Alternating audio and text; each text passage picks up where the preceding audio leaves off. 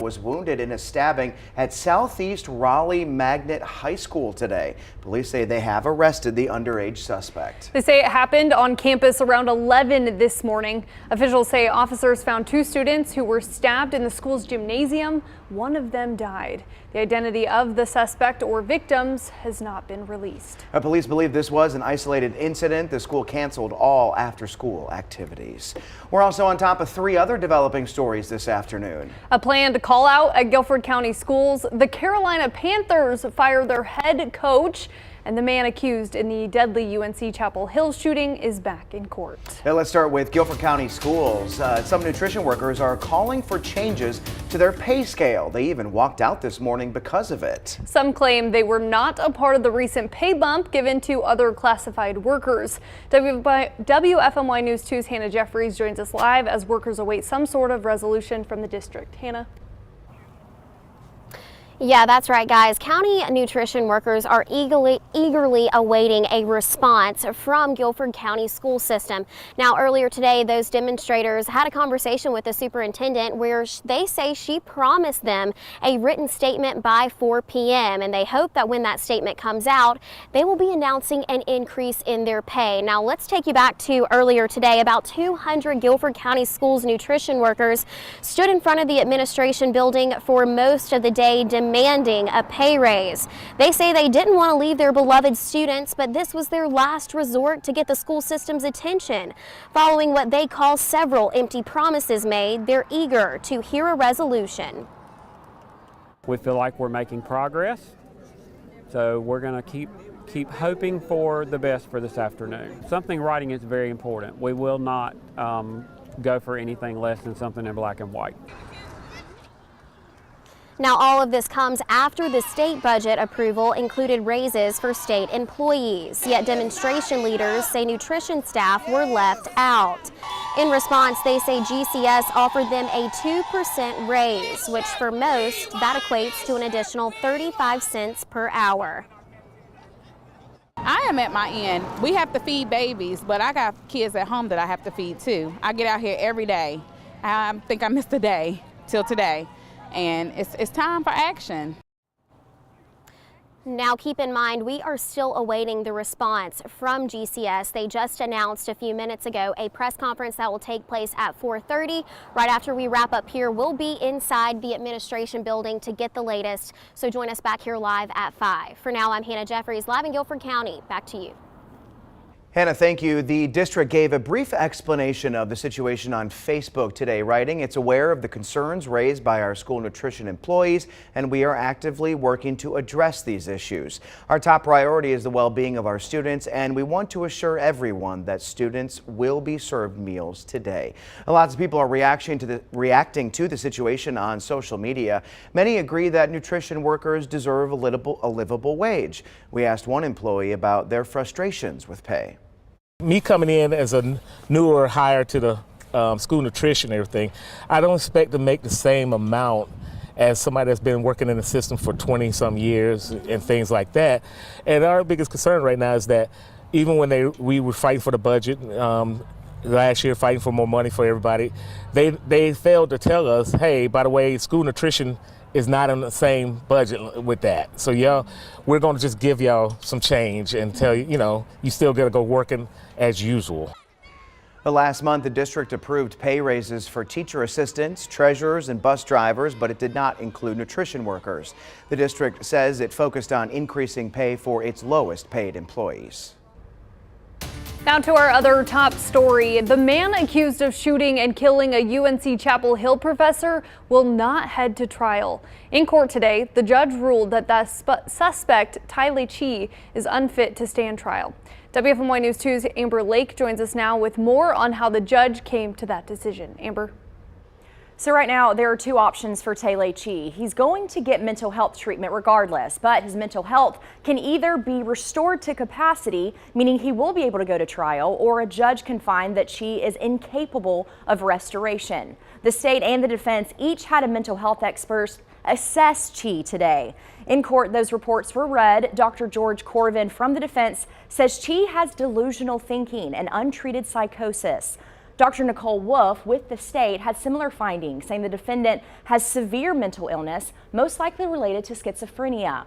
The judge ruled that she meets the criteria for inpatient involuntary commitment. The court finds that there are reasonable grounds to believe that the respondent, Mr. Chi, probably has a mental illness and is either dangerous to self or others. 34-year-old Chi was arrested in August, accused of murdering Professor Ziye Yin on UNC's campus. UNC went on lockdown for hours while police searched for Chi. Chi was taken into custody and faces a first-degree murder charge and felony bringing a gun onto educational property. Again, he will only go to trial for these charges if his mental capacity is restored during treatment. Today, Chi will be transported to Central Regional Hospital in Butner, North Carolina. The mental health reports for Chi will be sealed, though he spoke in court today asking the judge to make them public. That request was denied. Thank you, Amber. Now you'll remember the school went on lockdown twice within the first month of school. The first after the deadly shooting, and again after someone pulled a gun on a worker. The school chancellor says they want to focus on improving campus support, make buildings more secure, and identify root causes. Campus police say they are looking into using new camera systems that could simplify the process during another emergency. Another big story we are following today is with the Carolina Panthers. The team fired head coach Frank Reich just 12 weeks into his tenure. WFMY News 2's Jalen Gilkey has the details. Yeah, Chad, after a 1-10 start to the first season of the Frank Reich era, team owner David Tepper has seen enough because a few hours ago it was announced that the team has fired former head coach Frank Reich, a decision that has shocked many people across the football world because it's been less than a calendar year since Reich was first hired for the job in January of this year. Now, Frank Reich came to Carolina as an offensive guru who was supposed to not only revitalize the Panthers' offense that has been stale over the last 5 seasons, but was supposed to be the guy who could set Bryce up for future success under center. However, what we saw was a coach who clearly wasn't able to motivate a team to pull in the same direction. Coming into the year, we knew that the offensive line was a work in progress, but none has been made, and every Sunday they look like the worst unit in the league.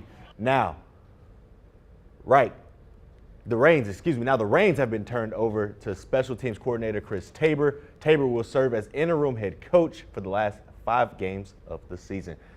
And guys, check this out, right? Since David Tepper purchased the team back in 2018, the Panthers have had 6 head coaches. Ooh, Frank Reich, Ron Rivera, Harry Fuel, Matt Rule, Steve Wilkes, and now Chris Tabor.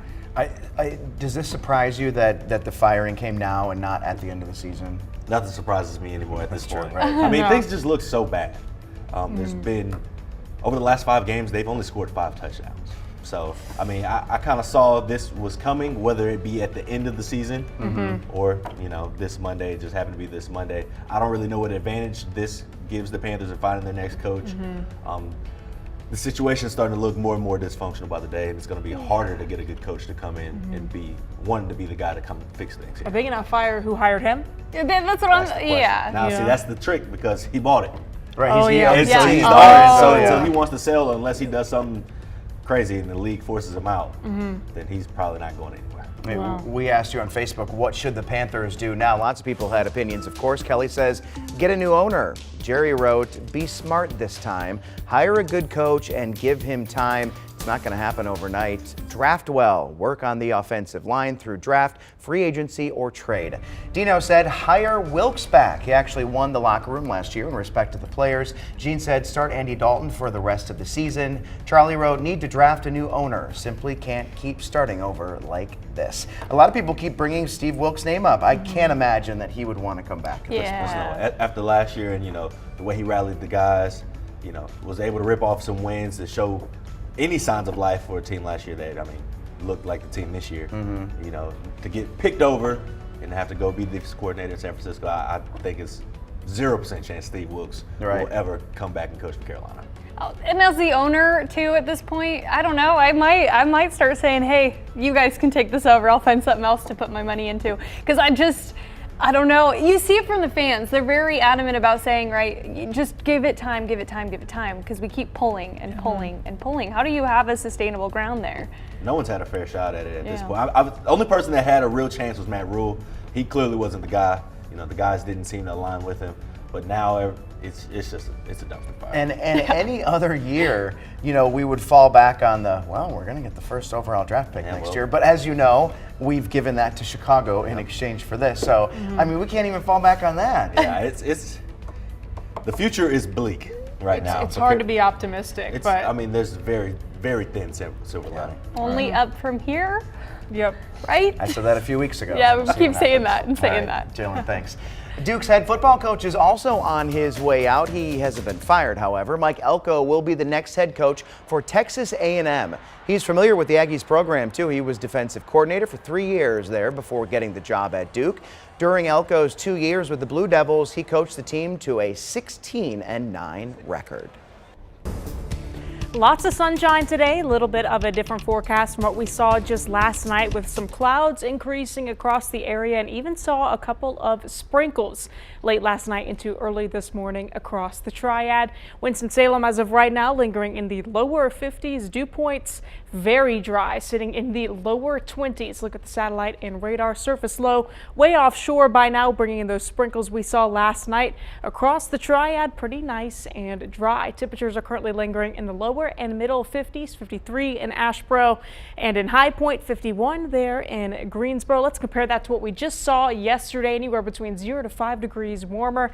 It's going to be minus that into tomorrow. Cooler air is on the way behind this cold front sweeping into the area, despite plenty of sunshine on the way heading into Tuesday, Wednesday, and also into Thursday. So next 12 hours also going to be pretty cool. We're going back down from the 50s we're seeing now into the 40s, 30s, and eventually into the upper 20s. Temperatures tomorrow starting off fairly cool in the upper 20s before we're back in the lower and middle 40s into tomorrow afternoon. And a little sneak peek at what you can expect morning temperatures to look like.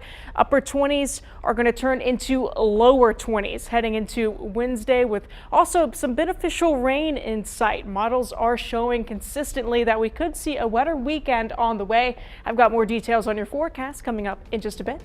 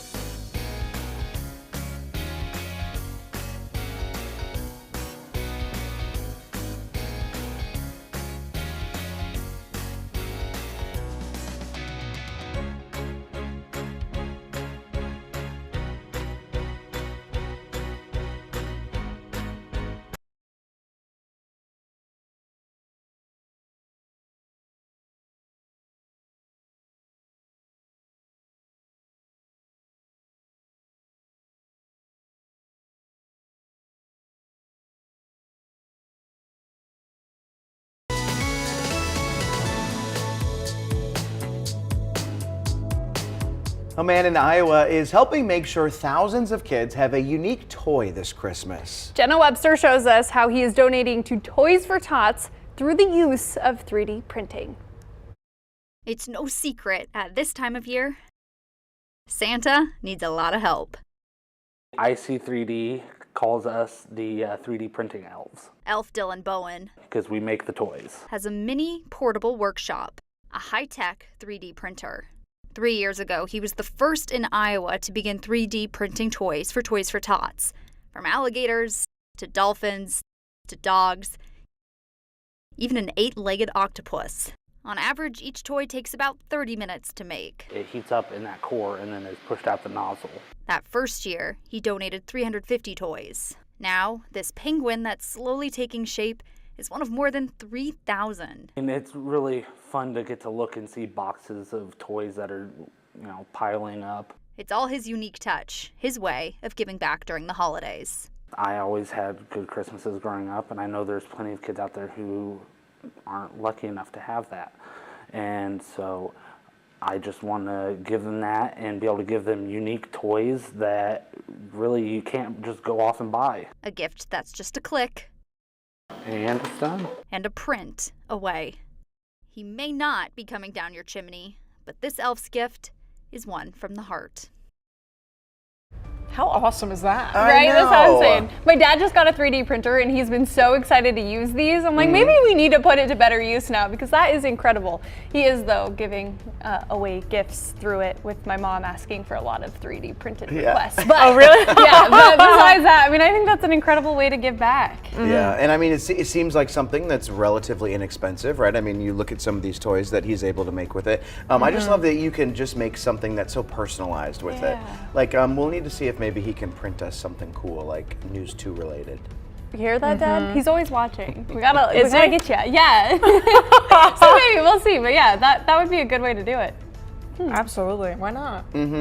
What would you guys print as a toy? As a toy. I don't know.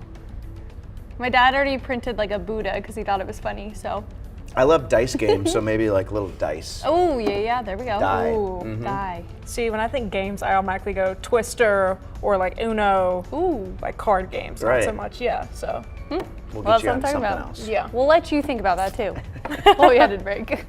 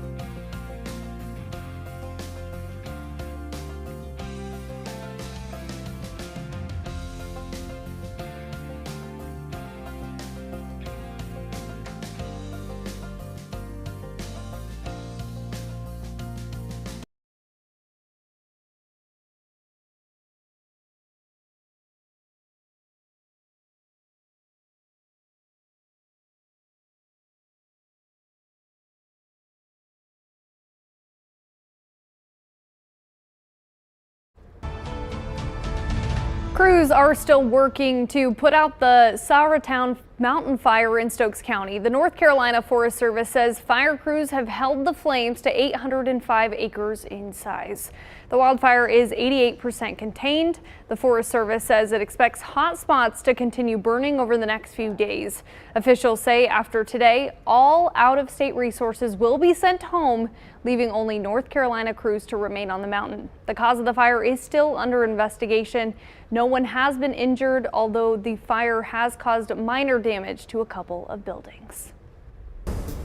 And the drought conditions continue across the Triad, not seeing much relief, at least for the next several days. Going to be staying dry until our next possibility late Friday into Saturday, continuing through the weekend and even into early next week. More on that in just a moment. Below normal temperatures also continuing into the next several days as chilly high pressure continues to build in across the eastern part of the United States. Burlington temperatures right now are currently sitting in the lower 50s. Across the Triad, we're in the lower and middle 50s, 52 in High Point, 50 in Reedsville. Breezy and also chilly conditions heading into tonight as temperatures drop back into the upper 20s to start off the day tomorrow. But by the afternoon, we're only making it into the 40s, back in the 20s, lower 20s, and even some upper teens are possible heading into Wednesday morning. The number to beat is 16 degrees, set back in 1955 for Wednesday morning. Look at the high-res futurecast. Lots and lots of sunshine thanks to high pressure building in over the area. Not seeing many opportunities for rain, at least for the majority of the work week. That is going to change later as we head into Friday, Saturday, and also into Sunday. It could see low pressure begin to develop once again to our south, bringing in some much needed rain chances this weekend and also heading into early next week. Full 7-day forecast right behind me. Pretty chilly, back in the lower 20s. Again, keep that in mind. Wednesday morning, it is going to be a cold one.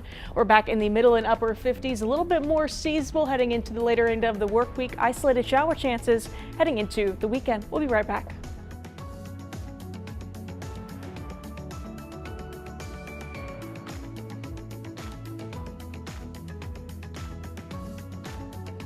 Hey there, it's your friends from the Good Morning Show, Ben, Lauren, and Megan. Do you have a little one who's turning 2 years old? We want to celebrate them on TV with Who's Turning 2 Tuesdays. Text birthday to 336-379-5775 to find out how to submit your birthday boy or girl. And from all of us on the Good Morning Show, happy birthday!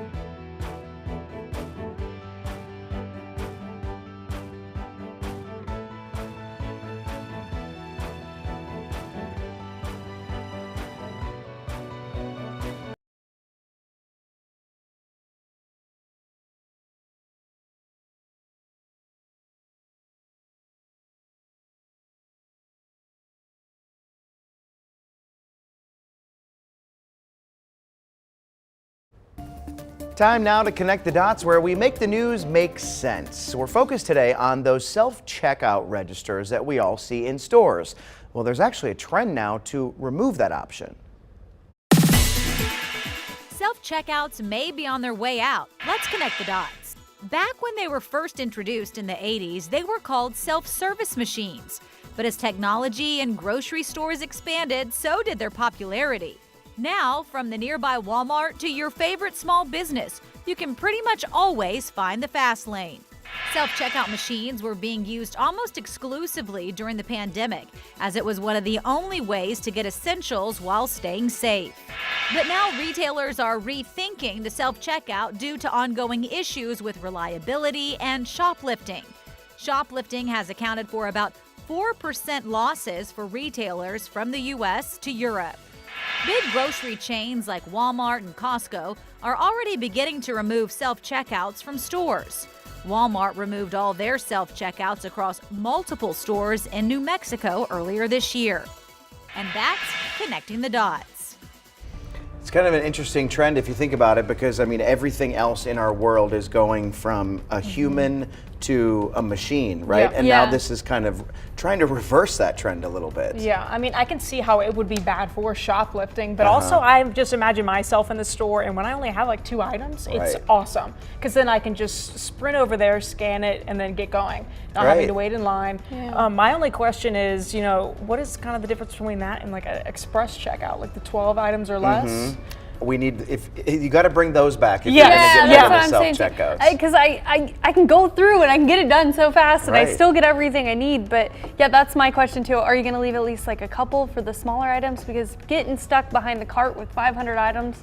Yeah, when you only have like a thing of toilet paper, you know, it's, Have you seen some of those stores that are working to, you know, I guess improve this technology where you're just carrying things and you just walk out of the store with them, because there are cameras that scan your items and automatically like charge your Amazon account. Yeah, I was gonna say I thought it was an Amazon run company, but which is crazy, right? You just like take the and you're gone. You don't have to pay because you're already connected to the system. How did I not know about this? That is so cool though. We need one here. Yeah, we need one for groceries. Just think of how quick that is. Just run away. All right, we'll be back after this.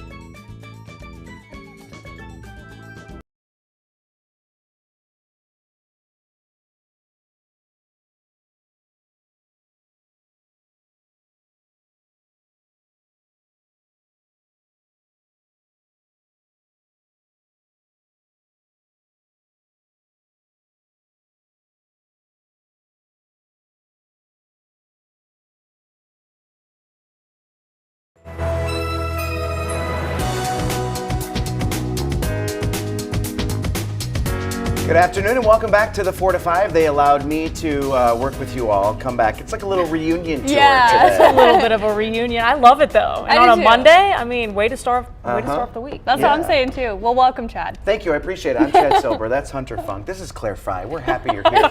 On a Monday, you're probably a little slow moving today, depending on what you did over the past few days. I think all of us are eating. Yeah, leftovers, all of it. Yeah, it's like roll me into work. Roll I'm so full. And it's like winter. It feels like winter outside today. And I mean, it's going to get even colder. I'm talking 20s. We're going to be waking up to in the next couple of nights. So certainly feeling the wintry chill as we get closer to Christmas. All right, we look forward to seeing your 7-day forecast. Yeah. All right, we begin with some new information related to the conflict in the Middle East. More hostages have been released as part of the ceasefire deal between Israel and Hamas. This includes a 4-year-old girl who was held hostage after her parents were killed and a North Carolina native from Chapel Hill, according to U.S. Senator Ted Budd. A White House official confirmed Israel and Hamas have also agreed to extend the ceasefire another 2 days. 8-year-old Ella El-Kayam and her 15-year-old sister Daphna embraced their mother Sunday for the first time since Hamas took them captive 51 days ago and killed their father. But Israel says another recently released hostage, 84-year-old Elma Evraham, is in critical condition after being deprived of her medicine for 7 weeks. Right now, she's struggling for her life. Hamas also released 4-year-old American-Israeli girl Abigail Moradon, whose parents were also killed in the October 7th attacks. I don't know if she knows that she had no more father and mother. The White House says it welcomes the 2-day extension of the humanitarian pause in Gaza, in which Hamas has agreed to release another 20 women and children. We would, of course, hope to see the pause extended further, and that will depend upon Hamas continuing to release hostages.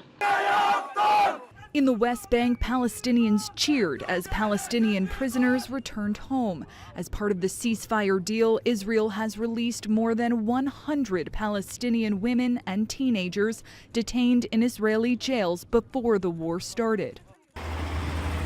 The truce has enabled the United Nations to deliver more desperately needed food, water, and medicine to Gaza, although officials say it is still not even close to the amount of humanitarian aid needed in the war-torn territory.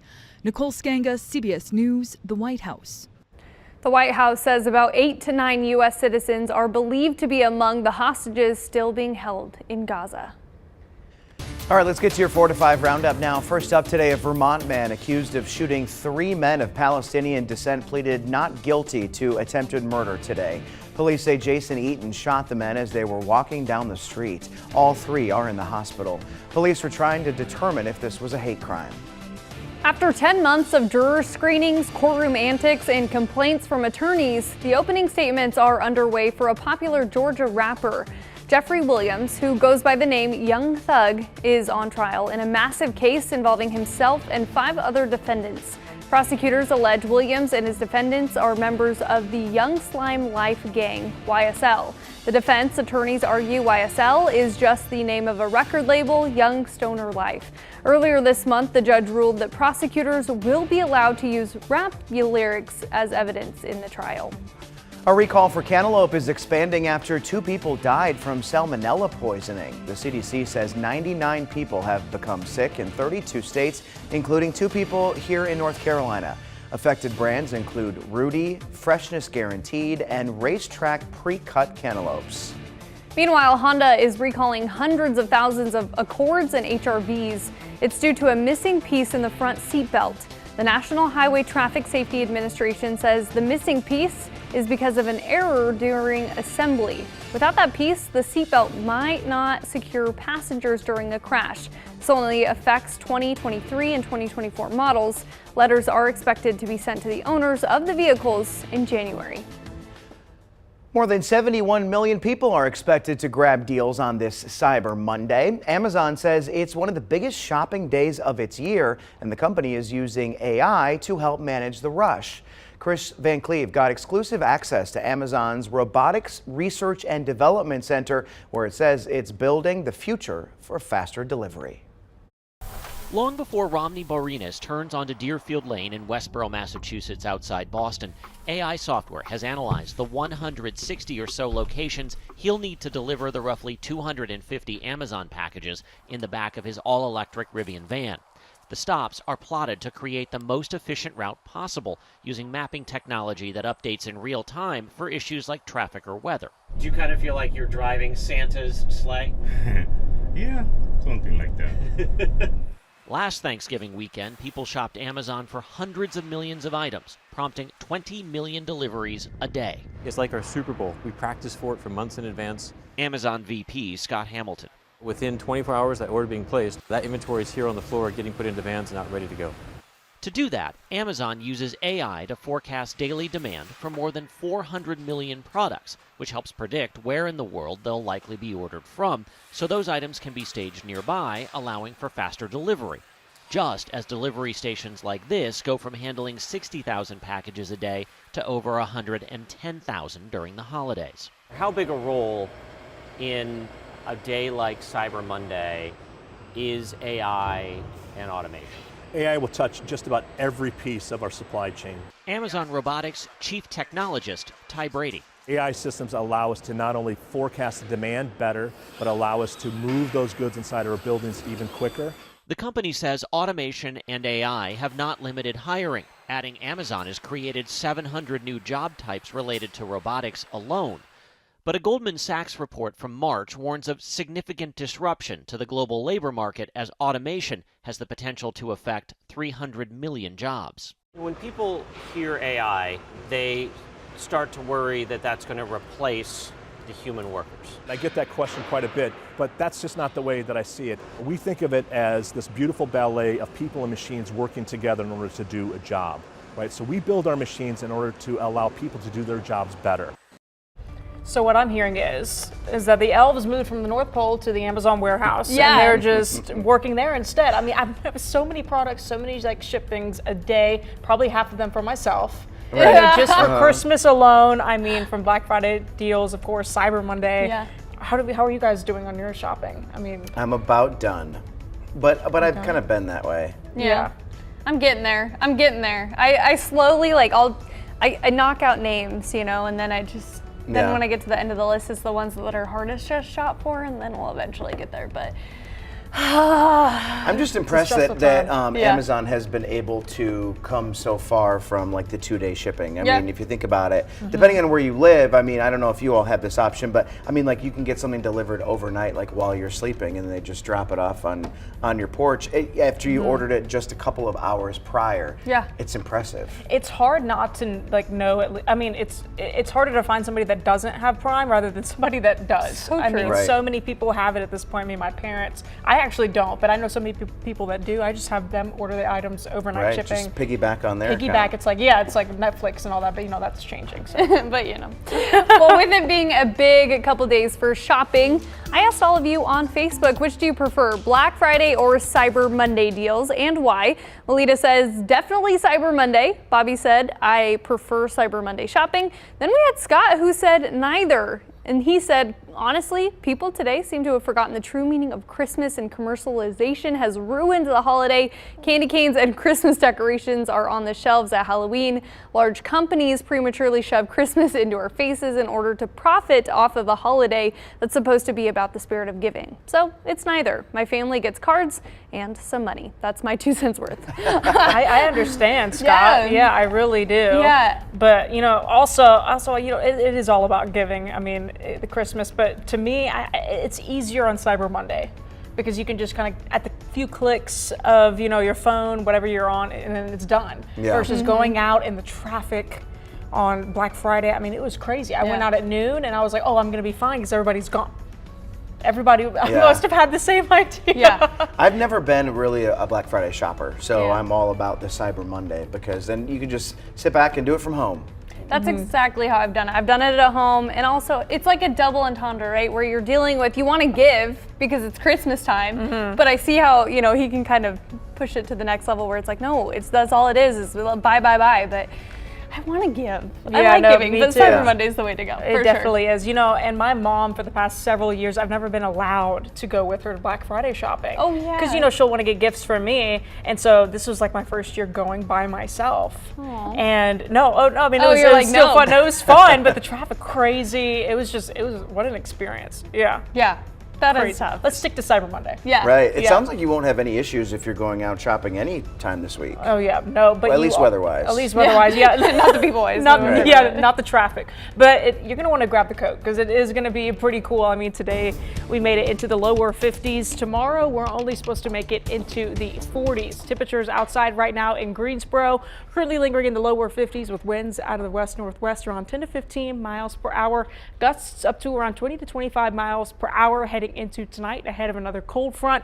Satellite and radar pretty nice and clear across the area. Temperatures are lingering in the 50s, 52 in Burlington as well as in Siler City. Next 12 hours, we're falling back down from the 50s, eventually into the 40s, 30s, and even the upper 20s. And we're going to get even colder than that in the days ahead. More on that in just a moment. Heading into tomorrow, plenty of sunshine back in the forecast. Upper 20s to start the day before in the afternoon, not warming up that much.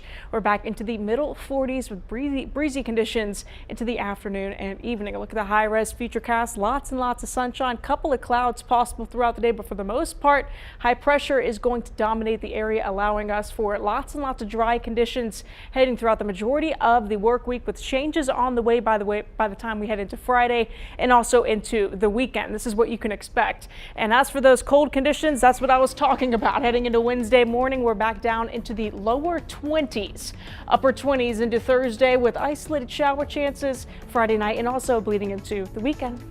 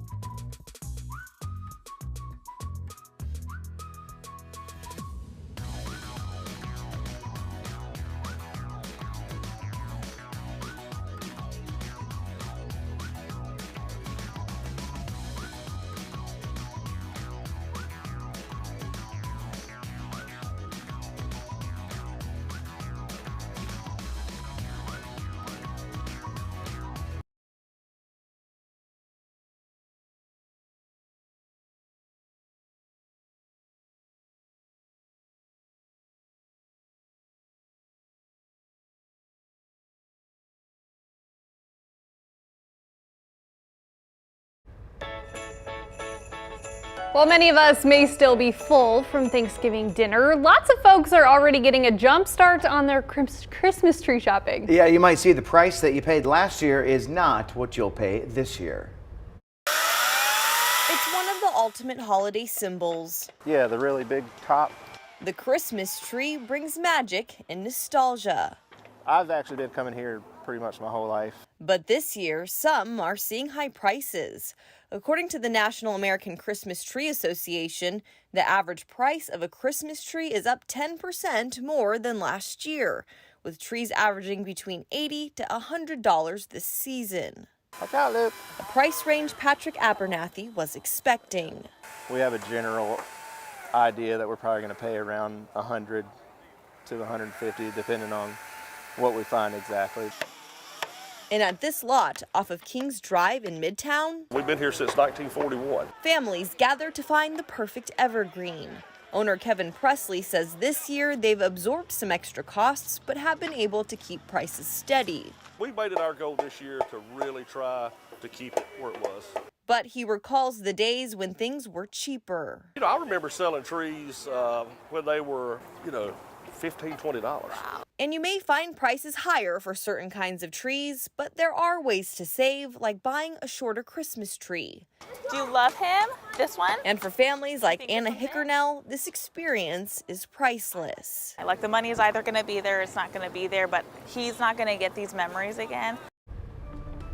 So I'm in a weird dilemma right now. Oh, it's no. the first year that I've had this house, and so I've never decorated for Christmas before because I always go home for Christmas. Right. So I'm out of town for a whole week, so that's how I feel about it.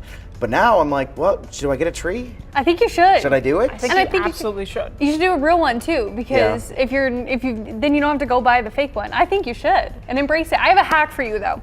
If you are, whether you want to get the shorter tree, right, to save money, all you have to do is prop it up on a little, I have a tin bucket almost, like it's a big bucket, but it's a tin bucket, but can't even say the word bucket. And you just like safety, or it's not safety pin, zip tie. You zip tie it and then you cover the blanket, or I'm like forgetting all my words right now. Yeah, it's like a tree. The tree skirt. There we go. Thank you. This is charades. The tree skirt underneath it, and you don't even notice because you can put presents there and it hides it. That is what I do with my fake tree. That is awesome. Yeah. See, I'm still the dilemma between the real tree or the fake tree, though. See, I don't know. I think real tree if it's a family, but I'm by myself and I have animals.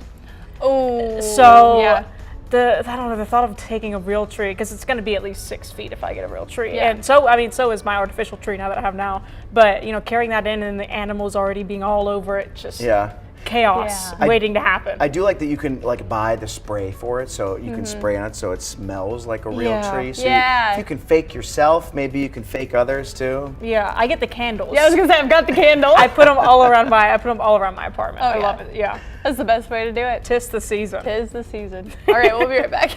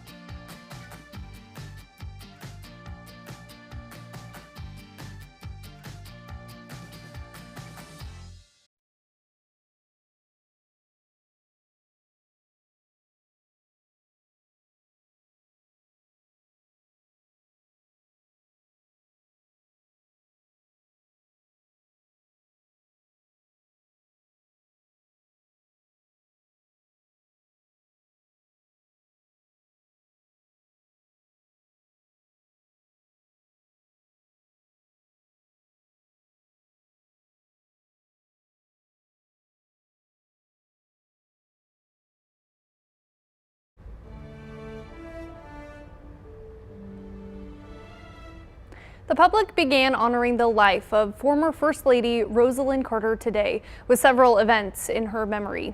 Skylar Henry is in Atlanta with more on the somber processions. Past and present members of the Carter's Secret Service detail carried Rosalynn Carter's casket and flanked the hearse as it left a medical center near Plains, Georgia. Family members followed to the Georgia Southwestern State University Health and Human Sciences complex named for Mrs. Carter. They laid twin wreaths in her honor, and crowds gathered to watch the motorcade go by. This is the first of 3 days of remembrance events for the former First Lady, who died last week at the age of 96. I just thank you especially for the life of Rosalynn Carter and what she means to each and every single one of us. The Carter's niece prayed for the former First Lady at the Carter's beloved Maranatha Baptist Church on Sunday. Mourners and visitors have been flocking here to the Jimmy Carter Presidential Library and Museum in Atlanta. The former First Lady's body will lie in repose through this evening. Well, she was wonderful. She always remembered to talk about my son. Meredith Evans is the director here and got to know Mrs. Carter personally. For me, this is a day of really considering and thinking about all that she's done and what she personally may mean to you or to me. The public is invited to pay respects through the evening. A memorial service is set for Tuesday.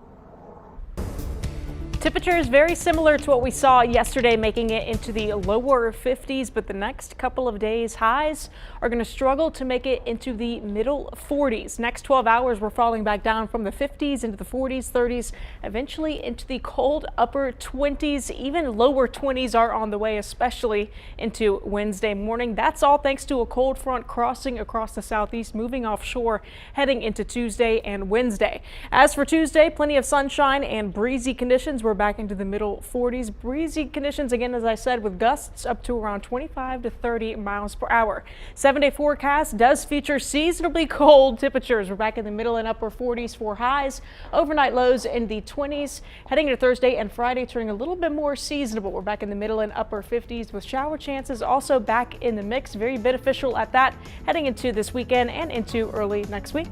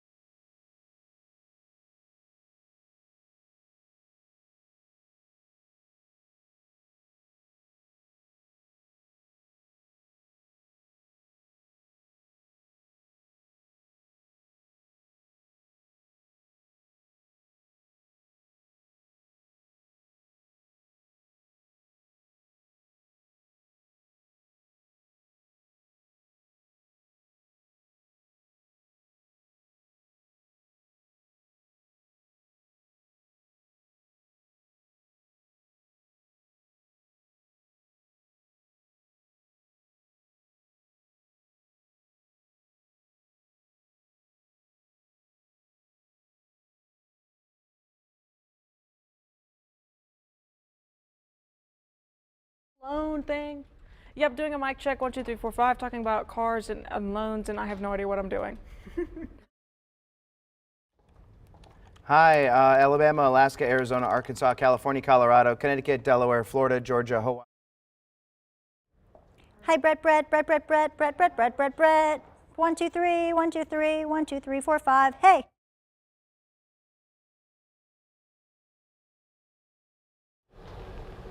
Mic check. I'm so excited to go home and decorate my tree with my little red. Check, check.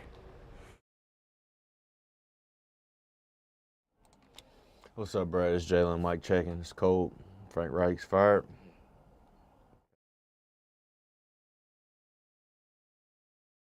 Yes. Testing 1 2 3. Test. Testing 1 2 3.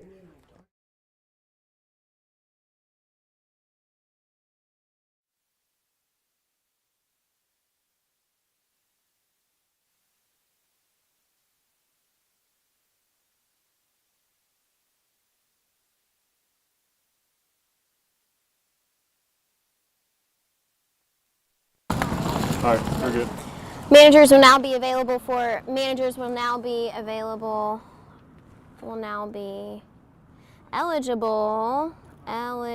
for a pro-created quarterly bonus. the superintendent.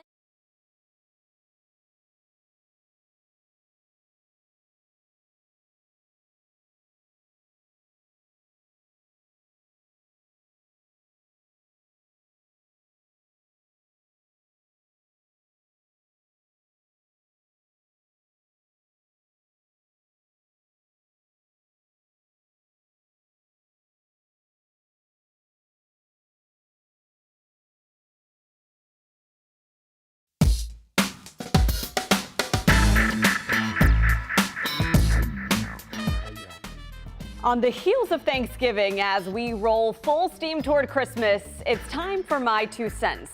The dates on the calendar are not the be-all, end-all for holidays. Of course, the religious aspect of holidays on specific dates like Christmas on December 25th won't change, but the family celebration can. Let's admit, the holiday shuffle can be taxing. Parents, you probably can relate. You're going house to house from one side of the family to the next.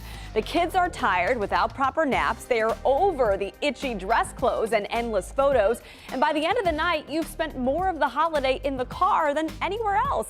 And the only place anyone really wants to be is home.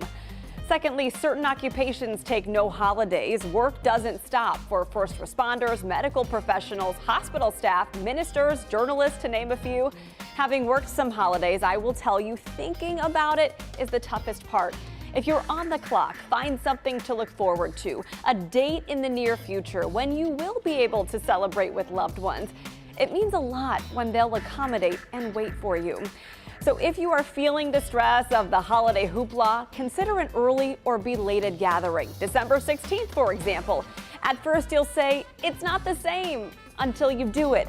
Then you'll realize home is where the heart is, and home is wherever and whenever family is together. That's just my 2 cents. Merry Christmas season and happy holidays. WFMY News 2 at 5 starts now.